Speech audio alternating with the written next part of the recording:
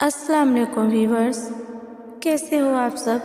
امید کرتی ہوں آپ لوگ ٹھیک ہوں گے۔ ویڈیو کو آخر تک لازمی دیکھیں اور ویڈیو پسند آئے تو لائک، شیئر اور کامنٹس میں بھی ضرور بتائیں۔ تو چلیے ویڈیو کو شروع کرتے ہیں۔ دعا یقین کا نام ہے، اللہ کی ذات پہ مکمل یقین، ایسا یقین جو ناممکنات کے وسوسوں سے پاک ہوتا ہے۔ جب اللہ سے کچھ مانگا جائے تو دل گواہی دے کہ یہ چیز اب نصیب کا حصہ بن چکی ہے۔ ہر بار اللہ سے دعا مانگنے پہ یقین مزید پختہ ہو جائے۔ دعا مانگنا ہر کوئی جانتا ہے، اور جن کو اللہ دعا مانگنے کا سلیقہ سکھا دیتا ہے ان کے دل میں پھر کوئی وسوسہ نہیں آتا۔ جن کو اللہ پہ یقین ہوتا ہے، اللہ کی قدرت پہ یقین، پھر وہ ناممکن جیسے لفظوں میں نہیں الجھتے، نہ دیری پہ مایوس ہوتے ہیں، بس صبر کرتے ہیں۔ اور جو لوگ اللہ پہ یقین کرتے ہیں ان کے اندر صبر خود بخود آ جاتا ہے، کیونکہ وہ جانتے ہیں اللہ نے دعا کی توفیق دی ہی اسی لیے ہے، کیونکہ وہ نوازنا چاہتا ہے۔ دعا مانگتے رہو بار بار اس یقین کے ساتھ کہ اللہ دے گا۔ اللہ دعائیں رد نہیں کرتا، اور یقین جانو اللہ جلد ہی تمہیں عطا کرے گا۔ جب ہم تنہائی اور خاموشی میں دعا مانگتے ہیں تو ہم اس یقین کا اعلان کر رہے ہوتے ہیں کہ ہمارا اللہ تنہائی میں ہمارے پاس ہے، اور وہ خاموشی کی زبان بھی سنتا ہے۔ دعا میں خلوص آنکھوں کو پرنم کر دیتا ہے، اور یہی آنسو دعا کی منظوری کی دلیل ہے۔ دعا مومن کا سب سے بڑا سہارا ہے۔ دعا ناممکنات کو ممکن بنا دیتی ہے۔ دعا زمانے بدل دیتی ہے۔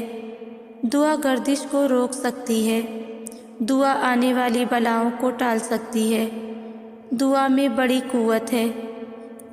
سب سے پہلی بات جس پر ہمارا پختہ ایمان ہونا چاہیے وہ یہ ہے کہ دعائیں ہمیشہ قبول ہوتی ہیں، پھر چاہے وہ اس طرح سے قبول ہوں جس طرح سے ان کی قبولیت کا ہم نے سوچا تھا، یا پھر اس طرح سے ہوں جس طرح سے ہم نے ان کے قبول ہونے کا گمان بھی نہیں کیا تھا، کیونکہ دونوں طریقے اللہ کی رضا کے طریقے ہیں۔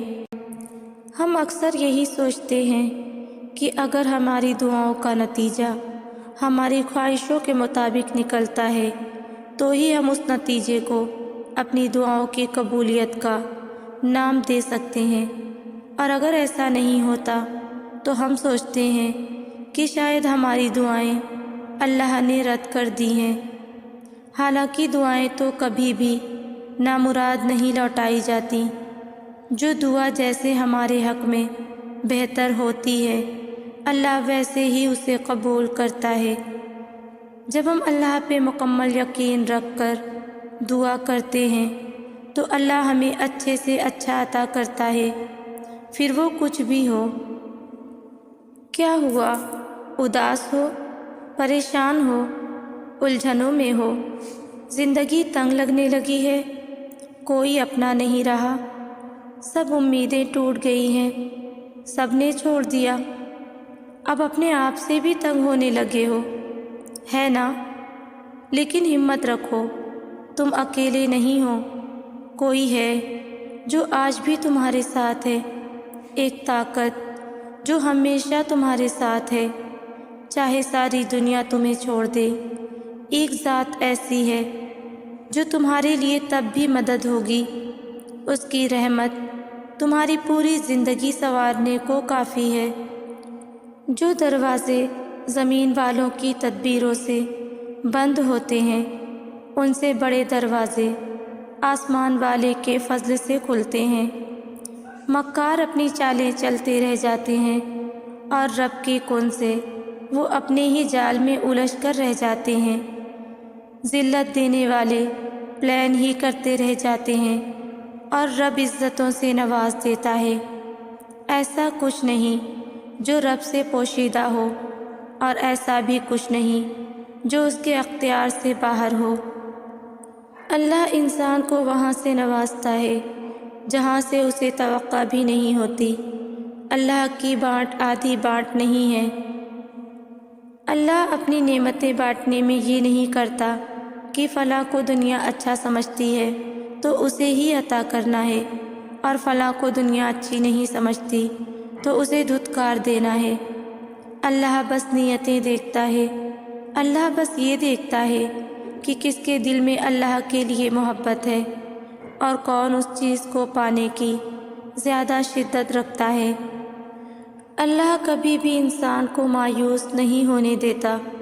وہ اگر امید کا ایک دروازہ بند کر دیتا ہے تو اس کے بدلے 10 دروازے اور کھول دیتا ہے، لیکن ان دروازوں کو دیکھ وہی سکتا ہے جو یقین کرتا ہے۔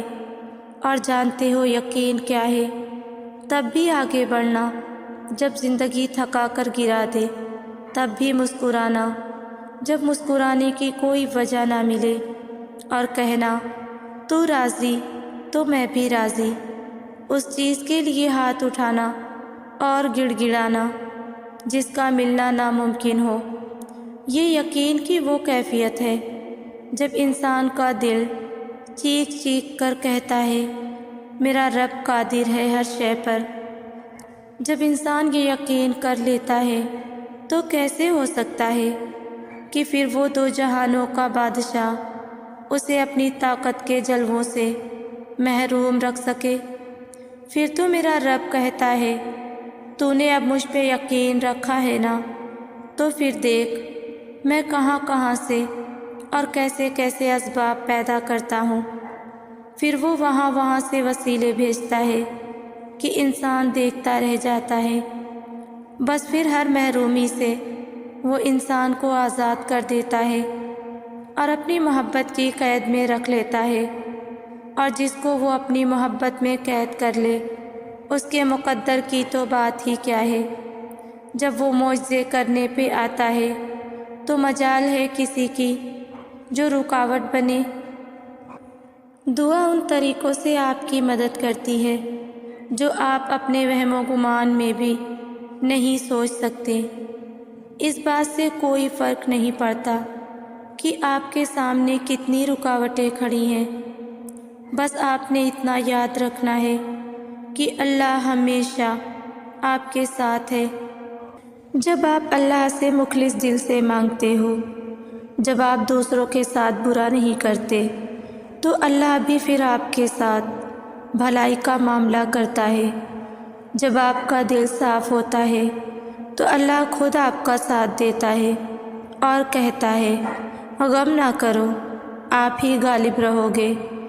پھر آپ کے مخالف ساری کائنات ہی کیوں نہ کھڑی ہو جائے، پھر کوئی کچھ نہیں کر سکتا، کوئی بھی اللہ کی عطا کو روک نہیں سکتا۔